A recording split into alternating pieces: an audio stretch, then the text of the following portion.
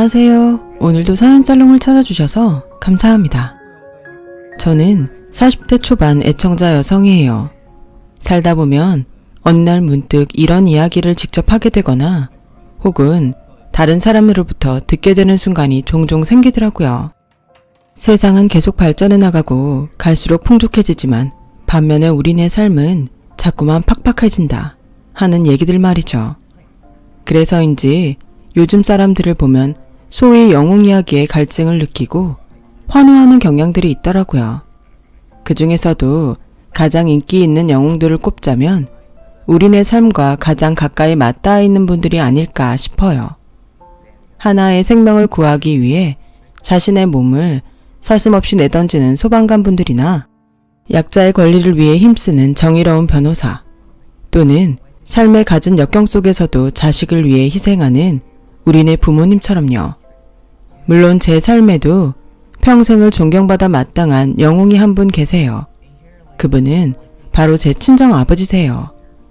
제 마음속에는 아직도 선명한 흔적으로 남아있어요. 사랑하는 엄마가 막 중학생이 된 외동딸인 저를 두고 오랜 지병으로 결국 세상을 떠나던 날의 이야기죠. 정말 솔직하게 고백하자면 사실 그 이야기는 아빠를 향한 원망의 기억으로부터 시작해요.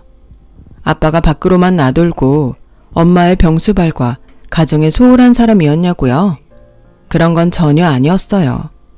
아빠는 딸인 제가 가끔 질투를 느끼기도 했을 만큼 엄마를 지극정성으로 사랑했고, 비록 넉넉함까지는 아니었지만 가정에 또한 헌신적인 모범가장이었거든요. 하지만 그랬던 아빠의 모습은 하루아침에 엄마를 잃은 제게는 오히려 더 큰 배신감으로 닥쳐왔어요. 엄마가 숨을 거두는 그 순간부터 장례를 치르는 내내 아빠는 단 한순간도 슬퍼하는 모습을 보이지 않았으니까요. 되려 미소 짓는 얼굴로 조문객들을 맞이했고, 심지어는 무슨 술귀신이라도 들렸는지 조문객들의 테이블을 하나하나 찾아다니며 술잔을 나누더라고요. 그때가 제가 딱 14살 되던 봄. 그만큼이나 어렸던 제게 아빠의 행동들은 도무지 이해할 수가 없는 것이었어요. 아빠, 왜 이래? 이거 좀 너무 심한 거 아니야? 우리 성이 아빠한테 화가 많이 났구나. 그럼 화가 나지 어떻게 안 나? 남의 집 조문 왔냐고. 친척 장례식장이라고 해도 이 정도로 아무렇지 않을 수는 없는데 여긴 엄마 마지막 떠나보내는 자리잖아. 근데 어떻게 그런 자리에서 그렇게 미소 지을 수가 있고 어떻게 술까지 마실 수가 있어? 저녁은 챙겨 먹었니? 아빠가 정신이 없어가지고 신경을 못 썼어. 당연히 정신이 없겠지. 오늘만 해도 벌써 술을 몇 잔이나 마셨는데. 그래도 다행이다. 많이 힘들었을 텐데 아빠한테 화낼 정신이라도 남아있어서. 그래도 오늘은 일찍 자. 내일이 엄마 발인이니까 새벽같이 일어나야 해. 내 말이 내일이 엄마 발인이야. 아빠랑 엄마랑 함께 시간을 보낼 수 있는 건 오늘 밤이 마지막이라고. 아빠는 그 시간이 아깝지도 않아? 엄마 이제 없어. 보고 싶어도 만날 수도 없고 그리워도 안길 수도 없어. 나만 슬픈 거야? 난 그런 생각만 하면 심장이 터질 것 같은데 아빠는 어떻게 이럴 수가 있어. 손님 오셨다. 같이 인사드려야지. 말을 마친 아빠는 또 미소 띤 얼굴로 조문객을 맞이하고는 그 조문객과 또 술잔을 나누었어요. 결국 전 혹시 아빠가 엄마를 사랑하지 않았던 것은 아닐까? 그동안 나와 엄마에게 보여주었던 사랑과 모범가장의 모습은 전부 거짓이 아니었을까? 하는 의심에 빠져들고야 말았죠. 그런데 엄마를 낙골당에 모셔놓던 그 순간까지만 해도 슬픈 모습이라고는 눈꼽만치도 보이지를 않았던 아빠가 끝내 무너졌어요. 저 몰래 아무도 없는 낙골당 구석탱이에서 수십 년 지기 친구인 최씨 아저씨를 붙들고서는 목 놓아 오열하고 있더라고요. 우리 성희 엄마 불쌍해서 어떡해. 아직 젊은 나이인데 이 세상에는 아직 누릴 것들도 너무 많고 아직 못해준 게 이렇게나 많은데 이렇게 허망하게 가버리면 불쌍하고 가여워서 어떡하냐고. 정신 차려. 내가 이대로 무너지면 재수씨도 마음 편히 못 떠난다는 거 알면서 이래.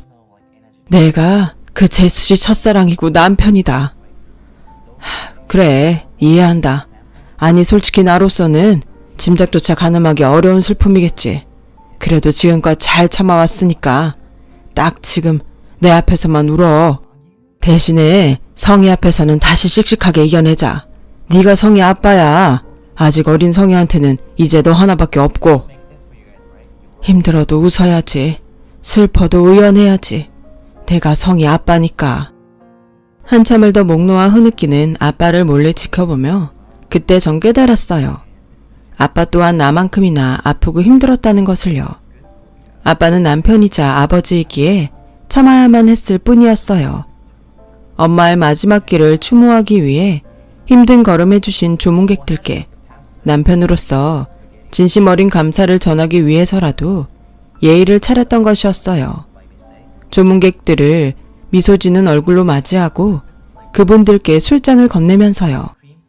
한편으로는 엄마를 잃은 어린 딸에게 마흔기 될 소나무가 되어주기 위해 씩씩해야만 했던 것이었어요. 엄마를 영원히 떠나보내던 그 순간까지. 정작 세상에서 가장 슬픈 사람은 아빠 자신이었으면서 말이에요. 덕분에 전 어렸던 마음에 잠시 품었던 아빠를 향한 작은 원망이 얼마나 어리석었는지 알았죠. 그런데 아빠의 대단함은 거기서 끝이 아니었어요. 어느덧 엄마의 빈자리가 익숙해졌을 무렵 우연히 보게 된 아빠의 일기장에 엄마를 향한 눈물 젖은 편지가 들어있더라고요. 수진아, 아무 걱정하지 않아도 괜찮아. 넌 떠났지만 아직 내가 있잖아. 당신이 성희에게 못다 전한 사랑 내가 전부 대신 전할게. 성희가 엄마 없는 빈자리를 느끼지 않을 만큼 든든한 아빠가 될게. 내가 더 어른이 되도록 노력할게. 내 모든 걸 다 걸고 약속해. 내 사랑 수진아, 그리고 성희 엄마. 아빠는 제가 진짜 그렇게 해주었어요. 엄마의 빈자리를 느껴본 적이 없다고 자부할 수 있을 만큼 자상한 사랑을 베풀면서도 때로는 엄격한 훈계도 아끼지 않으셨어요. 그 와중에도 제가 행여 경제적 어려움이라도 느끼며 자랄까 걱정되는 마음에 사업을 시작하셨고 몸이 3개여도 모자랄 지경으로 최선을 다한 끝에 어엿한 중소기업의 사장님까지 되셨죠. 그래서 제겐 아빠가, 아니 친정 아버지야말로 평생을 존경하며 살아도 그 깊은 사랑을 못다 갚을 넘버원 영웅이세요. 그러던 어느 날 친정 아버지에게 2번째 연정이 찾아왔어요. 수더분하면서도 참 고운 어느 여사님과의 진지한 만남이었죠. 그 소식을 들은 저는 솔직히 조금 서운하더라고요. 일찍 떠나 보내야만 했던 엄마가 자꾸만 떠올라서요. 물론 아버지의 새 연애를 반대하지는 않았습니다. 좋은 일이니까요. 그래도 복잡한 신경은 어쩔 도리가 없더라고요. 하지만 진짜 문제는 엉뚱한 시댁 쪽에서 터져나왔죠. 그 일과는 아무런 관계도 없는 시모가 친정아버지의 새 연애를 다짜고짜 반대하고 나서는 것이 아니겠어요? 시모가 제일 처음 반대하면서 내세웠던 이유는 마침 그 무렵 교수 임명을 앞두고 있던 제 남편의 사회적 체면 때문이라고 했어요. 하나만 묻자. 넌 대한민국 교직사회가 얼마나 좁고 고리타분한 곳인지는 알고는 그러니? 글쎄요. 직접 겪어보지는 않았지만 대학 다니면서 보았던 교수님들의 모습은 그 정도까진 아니던데요. 넌 세상 참 쉽다 얘. 그거야 학생과 교수 사이로 만났을 때 얘기고 이제 막 교수 임용을 앞둔 우리 아들 입장에서는 만만치가 않은 일이야. 교수란 엄연히 사회적 지위와 책임이 따르는 막중한 자리인데 그런 입장에서 장인어른이 외간 여자랑 연애를 하는 것도 모자라서 재혼이라도 하겠다고 들어봐라. 어디 사람들이 고운 시선으로 우리 아들을 바라보나. 곱깝다 못해 아주 큰 흉이야 흉. 그럼 지금 어머님 말씀은 저의 아버지의 연애가 걸림돌이라도 된다는 뜻인가요? 당연하지. 사람이란 원래가 배우면 배울수록 더 고지식하게 되는 법이야. 더군다나 네 남편 교수 임용 최종 결정하는 사람들 전부가 나이 먹을 대로 먹은 교수님네들 아니니? 나 같아도 대번에 탈락시키겠구만. 그러는 어머님이야말로 세상 물정을 잘 모르시는 것 같네요. 지금이 무슨 조선시대도 아니고 장인어른이 연애를 하든 재혼을 하든 세상 누가 트집을 잡는다고 이러세요. 더군다나 한 다리도 아니고 무려 2다리씩이나 건너뛴 개인사에는 아무도 관심 없다고요. 시끄럽고 당장에 사돈 찾아가서 그놈의 연애부터 뜯어 말려. 내가 우리 아들 교수 만들려고 가르치며 쏟아부은 돈 싸그리 뱉어낼 생각 아니면. 그놈의 연애라뇨. 말씀부터 똑바로 하세요. 누가 들으면 아버지가 불륜이라도 저지르는 줄 알겠네. 그렇게 쏘아붙이고 돌아서는 내내 도무지 이해가 안 되더라고요. 저희 아버지가 무슨 꽃뱀에게 물린 것도 아니고 배우자와 사별하고 혼자 된 지 오래된 중년 남녀가 서로의 외로움을 보듬어 주겠다는데 그게 반대까지 할 일이겠냐고요. 더군다나 제가 자식된 딸로서 어쩔 수 없는 복잡한 신경을 품었더라도 굳이 아버지의 새 연애를 말리겠다고 먼저 나선 상황도 아니었고 시모는 또 엄연히 제3자인 입장이잖아요. 그런데 다짜고짜 반대라뇨. 차라리 반대를 할 거면 납득할 만한 제대로 된 이유라도 들이대던가. 친정아버지의 연애가 남편 교수 임용에 결격사유가 될 수도 있다. 고작 그게 이유라고요. 말인지 막걸리인지 참. 이상한 건 거기서 끝이 아니었어요. 평소에는 마냥 사람 좋던 남편이 저와 시모가 다툰 그날 이후부터 아주 뜻밖의 태도를 보였거든요. 남편 또한 친정아버지의 새 연애를 결사 반대하는 입장이었죠. 그 이유는 장인어른도 참 주책이지. 아니 그 나이에 무슨 영광을 다 보겠다고 연애야 연애는. 당신도 그 얘기야? 혹시 나 몰래 어머님이랑 둘이 말이라도 맞췄니? 맞추기는 나도 내 입장이라는 게 있는 건데. 그래서 입장 뭐 어디 얘기 나온 김에 솔직하게 드러나 보자니까. 솔직히 그렇잖아. 그 연세에 덜컥 애라도 하나 가져봐. 그걸 누가 데려다 먹이고 키운다고 결국엔 나랑 당신 둘이서 고생하는 꼴밖에 더 되겠어? 요즘 애 하나 키우는데 들어가는 돈이 억소리가 안 난다. 억. 당신 말 진짜 이상하게 하는 거 알아? 우리 아빠가 무슨 미성년자래? 엄연히 어른이야. 당신이랑 나보다 훨씬 어른. 그리고 당신 장인어른 경제적 능력 충분히 차고 넘치는 분이셔. 굳이 경제적 이유 아니더라도 세상 누구보다 사랑 많고 현명한 아버지셔. 그건 내 삶이 증명하잖아. 그니까 내 말은 혹시 자기 동생이라도 태어났다가는 장인어른의 재산이. 재산 뭐? 제가 크게 따져 묻자 무언가 크게 당황한 남편은 입을 꾹 다물어 버렸어요. 그렇게 잠시 어색한 침묵이 흘렀고 침묵을 견디다 못한 제가 다시 이야기를 이어갔어요. 난 말야 시어머님께서 새 시아버님과 연애를 하고 결혼도 하고 심지어 늦둥이를 보시겠다고 해도 축복할 거야. 왜? 그건 어머니의 삶이니까. 당신 엄마이자 내 시어머니이기 이전에 하나의 여인으로서 충분히 존중받아야 마땅한 일이니까. 우리 아빠도 마찬가지야. 지금 여사님과의 만남이 어떤 방향으로 흘러갈지는 모르겠지만 자식으로서 사위로서 존중해 드려야 된다고 봐. 그래도 난 반대야. 그래? 그렇다면 넌 애초에 그 정도 그릇밖에 안 되는 사람이라는 거겠지. 쪽팔려서 그런다. 쪽팔려서 됐냐? 이 마당에 내가 하늘에서 뚝 떨어진 새 장모님 가지고 모시고 살게 생겼어? 얘기 끝났네 그럼. 당신이랑 당신 어머님의 밑바닥까지 본 김에 여기서 우리 결혼도 다시 생각해보자. 그날 전 당장에 짐을 싸들고 나와 친정으로 향하려고 했는데요. 하필이면 지갑을 두고 나왔지 뭐예요. 지갑 안에는 회사 건물 로비를 출입할 때 반드시 필요한 사원증이 들어있었고요. 잠시 고민하던 전 쪽팔림을 무릅쓰고 지갑을 챙겨 나오기 위해 다시 집으로 향했어요. 그런데 그 2시간이 채 안 되는 사이에 시모를 집으로 불러들인 남편이 둘이서 한바탕 싸움을 벌이고 있더라고요. 이러다 나 진짜 이혼당하면 어떡해? 괜찮아. 내가 봤을 땐 곤영구고 이혼 감당할 깜냥 안 돼. 엄마가 그 사람 나갈 때 표정을 못 봐서 그래. 화가 아주 단단히 난 모양이더라니까. 이러다 덜컥 이혼이라도 당해봐. 장인어른 유산 한 푼도 못 받게 되는 거 아니냐고. 유선 얘기를 듣는 순간 전 온몸의 솜털이 쭈뼛 서는 기분을 느꼈어요. 흔한 말로 소름이 돋았다고들 하죠. 그런 줄도 모르는 채로 이어지는 심호와 남편의 대화는 저로서는 미처 상상조차 하지 못한 훨씬 더 충격적인 내용이었어요. 정신 차려. 내가 너 교수 만들려고 돈 한두 푼 들인 줄 알아? 어차피 교수 임용 애저녁에 물 건너간 지금 마당에서는 너한테 드린 돈? 지금부터 그 양반 재산 쪽쪽 빨아먹다가 나중에 그 양반 죽고 나면 유산 받아다가 메꾸는 수밖에는 없어. 그러게 넌 왜 교수 임용식이나 앞둔 놈이 겁도 없이 음주운전을 해가지고서는? 아, 그 얘기가 왜 여기서 또 나와? 당장 중요한 건 장인어른 얘기잖아요. 노인네들 연애를 계속 이런 식으로 억지 부려가면서 무작정 반대할 수 없다는 거.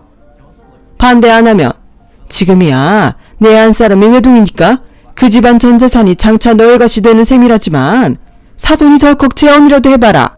그때는 첫 번째 상속자가 내 안 사람이 아니라 그 유망한 불려시 같은 년이 되는 거야.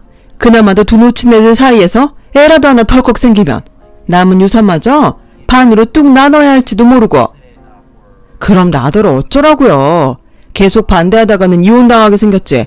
그렇다고 장인어른 저대로 내버려뒀다가는 재산 쪽쪽 빨아먹으면서 살기는커녕 엄마 말처럼 될 거 뻔하고. 나도 이래저래 복잡해. 일단 내 안 사람은 내가 내일 다시 만나보마. 집값게 목소리 높여봤자 시애미 앞에 쥐겠지. 장인어른 쪽은요. 연애 중이라는 여자한테 사실은 술집 작부였다는 누명이라도 씌워서 연애든 재혼이든 막아야 할 거 아냐. 요즘 보면 합성사진인지 뭔지 하는 얘기들 많던데 주변에 컴퓨터 잘하는 사람 없어? 있다. 후배 중에 하나 있어. 근데 걔가 이런 위험한 일을 손대려고 할까? 돈 많이 준다고 해. 평생 입 닫는 조건으로다가. 그때 제 심정과 배신감을 세상 어떤 단어가 오롯이 담아낼 수가 있을까요? 치가 떨린다? 부하가 치민다? 한참 모자라죠. 그렇다고 욕짓거리를 마구마구 쏟아붓자니 제가 아는 욕을 총동원해봤자 턱도 없더라고요. 아무튼 저는 딱 그 이야기까지만 듣고 조용히 집을 빠져나왔어요. 심정 같아서야 당장이라도 들이닥쳐 한바탕 뒤엎고 싶은 마음이야 굴뚝 같았죠. 하지만 그렇게 하지 않았던 이유는 그 자리를 뒤엎는다고 한들 제 분노의 절반조차 채우지 못할 테니까요. 보다 묵직하고 강력한 한 방으로 그 쓰레기 모자에게 인생 참교육을 시켜주고 싶었으니까요. 그렇게 친정으로 돌아온 전 시댁과의 연락을 완벽하게 차단한 채로 한동안 아버지 곁에 머물며 고민의 나날을 보냈어요. 그들에게 선사할 최선의 참교육 방법을 찾아서요. 친정 아버지께서는 그런 제게 무엇 하나 묻지를 않으셨어요. 그저 이런 한마디로 제게 힘이 되어주셨을 뿐이죠. 성희야, 세상 전부가 널 저버린다고 해도 아빠는 늘 우리 딸 편이야. 그러니 마음껏 고민하렴. 고민하다가 아빠가 필요한 순간이 오면 얼마든지 도움을 청하렴. 이 아빠는 우리 성희의 가장 든든한 방패이자 가장 강력한 칼이잖니. 하지만 그런 아버지를 곁에 두고도 제 고민은 갈수록 깊어만 갔어요. 워낙 충격이 컸던 탓에 마음이 쉽사리 잡히지를 않더라고요. 그런데 그런 저를 다잡아준 사람은 뜻밖에도 아버지와 진지하게 연애 중이던 바로 그 여사님이셨어요. 여사님께서는 마치 맑은 물에 새하얀 물감이 희석되듯이 제게 스며들었어요. 하지만 아무리 맑은 물과 아무리 새하얀 물감이라 하더라도 둘이 섞이면 반드시 티가 나게 마련이잖아요. 저와 여사님 사이가 그랬어요. 물론 전 아버지의 삶을 존중하자는 생각이었기에 두 분의 연애를 찬성했지만 저 또한 어쩔 수 없는 우리 엄마의 자식이기에 다소의 어색함은 필연적이었죠. 여사님이 머무르고 계시는 아버지의 옆자리가 사랑하는 우리 엄마의 빈자리였으니까요. 여사님도 그런 제 어색함을 훤히 꿰고 있는 눈치셨고요. 내가 많이 불편하죠? 솔직히 말씀드려도 될까요? 그럼요. 얼마든지 솔직해져도 괜찮아요. 사실은 좀 많이 복잡해요. 아버지의 삶을 존중하지 않는 것도 아니고 여사님이 싫어서도 아니지만 솔직히 여사님이 돌아가신 우리 엄마만큼 아버지를 사랑하는지에 대한 확신은 아직 없어서요. 아마 돌아가신 어머니만큼 내가 그 일을 사랑하는 건 아닐 거예요. 네? 살다 보니까 그래요. 아무리 시간이 약이고 세월에 무뎌진다고 한들 떠나간 사람과 미처 다 전하지 못한 사랑만큼은 어쩔 도리가 없더라고. 돌아가신 어머님을 향한 성희 씨의 마음처럼. 그래서 전 지금 성희 씨가 너무 잘 이해돼요. 나도 사랑하는 사람을 잃어본 입장이잖아요. 또 그래서 날 인정해달라고 부탁하지는 않을 거예요. 성희 씨 어머니만큼 내가 그 일을 사랑한다는 거짓말 하지 않을 거고요. 그럼 아버지랑은 대체 왜? 성희 씨 어머님이랑 성희 씨랑 그리고 그 일을 낳아주신 부모님 다음으로 그 다음으로 내가 그 일을 세상에서 제일 사랑하는 사람이니까. 순간 이런 생각이 들더라고요. 로맨티스트 아버지가 로맨티스트 여사님과 아주 잘 만났구나. 아빠에게 돌아가신 엄마의 빈자리를 채워줄 사람이 이 세상에 단 한 사람밖에 남지 않게 된다면 그건 내가 아니라 여사님이겠구나. 결심을 굳힌 전 곧장 엄마의 납골당을 찾아가 자랑했어요. 아버지가 엄마에게 썼던 약속의 일기처럼요. 있잖아 엄마, 드디어 우리 아빠한테 좋은 사람이 생겼어. 엄마만큼은 아니지만 엄마 못지않게 아빠를 사랑하는 사람이야. 나도 이제 정말 괜찮아. 아빠의 새 삶을 마음껏 축복할 수 있을 것 같아. 그러니까 엄마도 이제는 아무런 걱정 말고 푹 쉬세요. 그동안 천국에서 아빠 걱정 참 많이도 했었잖아. 그치? 그리고 그날 밤 엄마가 돌아가신 이후 처음으로 제 꿈에 나타났어요. 무척이나 홀가분한 모습으로 나타난 엄마는 환한 미소를 지으며 아빠의 새 삶을 축복했어요. 아빠가 평생 호라비로 살까봐 걱정이 많았는데 이제는 마음의 짐을 덜었다고요. 여사님께 감사하다는 말 꼭 전해달라고요. 역시나 우리 엄마는 아버지가 반할 만큼 참 멋진 분이셨죠. 하지만 그때 전 고맙다는 엄마의 말을 여사님께 미처 전하지 못했어요. 아버지께서 급성 맹장염으로 응급수술을 받게 되셨거든요. 적지 않은 연세인 아버지는 여사님의 헌신적인 병간호를 받으며 빠르게 쾌차하셨고 그런 두 분의 모습을 보며 전 친정엄마와 아버지가 사랑을 속삭이던 모습 그대로를 떠올렸어요. 제가 여사님을 새 어머니로 마음 깊이 받아들이게 된 순간이었죠. 그런데 갓 태어난 아버지에게 웬 등기 우편 하나가 배달되어 왔어요. 심오한 남편이 제 새 어머니의 뒤를 몰래 밟아가며 찍은 사진과 술집 작부의 사진을 합성해서 만든 가짜 사진이었어요. 그러면 뭘 하냐고요. 새어머니에게 술집 작부라는 누명을 씌워 아버지와 관계를 파탄낸 뒤 제가 외동딸이라는 점을 악용해서 친정의 재산을 쪽쪽 빨아먹으면서 살다가 급기야는 먼 훗날 아버지의 유산마저 홀라당 가로채려는 속셈이라는 걸 이미 제가 뻔히 알고 있는데 말이에요. 하지만 그런 속셈을 꿈에도 모르는 채로 날벼락을 맞은 새어머니께서는 거의 실신할 지경으로 아주 큰 충격을 받으셨어요. 이에 저는 두 분을 지켜드려야 했죠. 아빠, 아니 아버지, 그리고 어머니, 믿지 마세요. 이 사진 전부 시댁이 조작해낸 합성사진이고 분명한 누명이니까 어머니가 얼마나 훌륭한 사람인지는 이 세상에서 아버지 다음으로 내가 제일 잘 알고 있으니까. 미안한데 성희씨, 방금 뭐라고 했나요? 합성사진이라고 했어요. 아니, 그 합성사진 말고, 이제 말씀 편히 하세요. 딸한테 성희씨 하는 엄마가 세상 어딨다고요. 아버지가 그러셨죠. 아버지가 저의 가장 든든한 방패이자 가장 강력한 칼이라고요. 이젠 아니에요. 이제부터는 제가 두 분을 지키기 위한 칼과 방패가 될게요. 딸 자식 이만큼 잘 키워놨으면 나한테 기대고 그럴 때도 됐죠. 그로부터 며칠 뒤 마침내 복수의 날이 밝아왔어요. 저와 친정아버지가 제일 먼저 한 일은 시모 그리고 남편을 불러내는 것이었어요. 그들이 최대한 아무런 낌새조차 느끼지 못하도록 술집 작부에게 잘못 걸려서 전재산 탕진할 뻔한 일에 대해서도 고마워할 겸 이참에 유상관계를 정리하고자 한다는 문자 메시지를 보냈죠.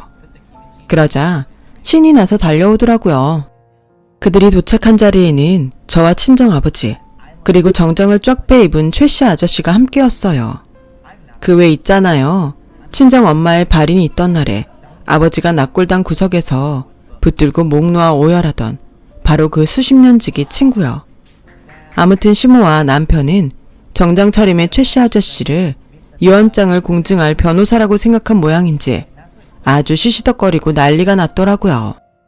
그렇게 잠시 먼저 이야기를 꺼낸 사람은 역시나 시모였어요. 사돈 내 전재산이 정확히 얼마나 된답디까? 회사 지분이랑 개인 재산이랑 싹 통틀어서.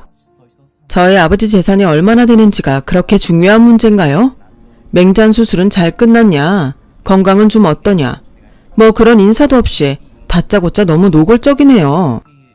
그제서야 아차 하는 표정을 짓던 시모는 행여라도 유산상 속에 문제라도 생길까 걱정한 나머지 헤헤 웃어가며 아주 알랑방구를 끼워가며 굽실굽실 대잔치를 벌이더라고요. 왜요? 제가 외동딸이니까 친정의 전재산이 결국에는 댁내 아드님 것이나 다름없는 셈이라서? 아님 혹시 아드님 잘난 대학 교수 만든답시고 가르치느라 들인 비용 전부를 제 친정재산 쪽쪽 빨아먹는 걸로 회수하겠다는 생각이라서? 갑자기 무슨 귀신 신하라 까먹는 소리니? 시침이 떼시려는 모양인데 그럼 이렇게 얘기를 해보죠. 그리고 저는 곧장 남편에게 음주운전했니? 그 바람에 교수 임용 물 건너가셨어? 그러는 당신이야말로 한 장 걸치고 왔냐? 왜 갑자기 안 잡던 생사람을 잡고 그래? 발뺌하지 마. 나도 다 들은 얘기가 있어서 하는 말이야. 아, 왜 이래 자꾸. 그런 적 없다니까. 그래? 그럼 우리 결혼 다시 생각해보자면서 내가 짐 싸서 집구석 나가던 날 어머님이랑 둘이 내 집 안방에서 옥신각신 하던 얘기는 다 뭘까? 몰라 난. 우린 그런 적 없어. 그치 엄마? 이쯤에서 솔직하게 얘기해. 그게 당신이랑 당신 엄마가 개망신을 면할 수 있는 유일한 방법이니까. 아니라니까 사람 참. 증거 있어? 아 증거 있냐고 증거. 증거? 당연히 없지. 그날은 배신감이 뼈에 사무친 나머지 미처 녹음할 생각조차 못했고 나중에서야 당신 음주운전 기록되려고 하니까 개인정보보호법상 불법이더라고. 거봐. 내 당신 괜히 어깃장 부릴 건 줄 알았어. 대신 증거 없는 대신에 유언장은 있지. 그 순간 친정 아버지께서 미리 작성한 유언장을 시모와 남편 앞에 턱 내려놓았어요. 그들은 유언장을 읽어보기 무섭게 사색이 되고야 말았고요. 친정 아버지의 사후 재산의 반은 부모 잃은 아이들을 위한 보육시설에 기증하고 절반은 저에게 증여한다는 내용이었거든요. 새어머니도 대찬성한 내용이었죠. 새어머니는 아버지를 돈 보고 만난 건 추호도 아니었으니까요. 그리고 하나 더. 여기 이혼 서류도 있어. 물론 이번엔 증거사진까지 첨부해서. 당신 그동안 나 몰래 참 화려하게 놀고 다녔더라. 이어서 저는 사진 몇 장을 남편과 시모의 면전에 집어 던졌고 그러기 무섭게 남편은 또 한 번 사색이 되다 못해 아주 벌벌 기더라고요. 남편이 그렇고 그런 술집으로 들어가고 나오는 모습이 고스란히 담겨있는 사진이었거든요. 아니야. 이거 나 아니야. 여보. 아니 장인어른. 이거 진짜로 저 아닙니다. 믿어줘. 엄마. 이거 다 모함이라고. 합성사진. 그치. 이거 다 합성사진 확실하지. 당신이 우리 새어머니에게 술집 작부라는 누명을 씌웠던 사진처럼. 후배 중에 컴퓨터 잘하는 사람 있다며. 그 사람한테 평생 입 다무는 조건으로 새어머니 합성사진 만들어서 친정으로 보냈다는 사실을 내가 모르고 이 자리에 왔을 것 같아? 설마 거기까지 다 들었던 거야? 왜? 궁지에 모르니까 이제야 좀 순순히 자백해야겠다 싶어? 하기사 공부머리랑 세상 사는 머리랑은 완전히 다르다더니 당신이 딱 그 꼴이었네. 세상 사는 일은 영 멍충해가지고서는. 그러자 그 상황을 줄곧 지켜보고 있던 시모가 길길이 날뛰기 시작했어요. 그래, 우리 아들 음주운전으로 교수 임용 물 건너갔다. 어쩔래? 그런 니들은 뭐 얼마나 청렴결백하다고. 그까지 돈 좀 많다고 이런 식으로 사람한테 모욕이나 주고 말이야. 당신들 내가 전부 고소할 거야. 모욕죄로다가. 글쎄요. 모욕죄 고소는 아마 힘들 텐데. 정 고소가 안 되면 신문에 대문짝만하게 광고를 내면 돼. 모 중소기업 사장이 돈으로 갑질한다. 자기들 멋대로 멀쩡한 사람 도찰에다가 합성사진까지 만들어서 거짓 이혼을 주장한다. 그놈의 사업 계속 승승장구할 수 있나 보자 어디에. 정신머리는 없어도 말은 바로 합시다. 우린 당신 아들내미 도찰한 적 단 한 번도 없어. 그냥 내가 가지고 있던 아드님 사진을 이용했을 뿐이지. 심지어 정작 우리 새어머니를 도찰한 쪽은 당신들이지 아마? 그리고 이쯤에서 재밌는 사실 하나 알려줄까?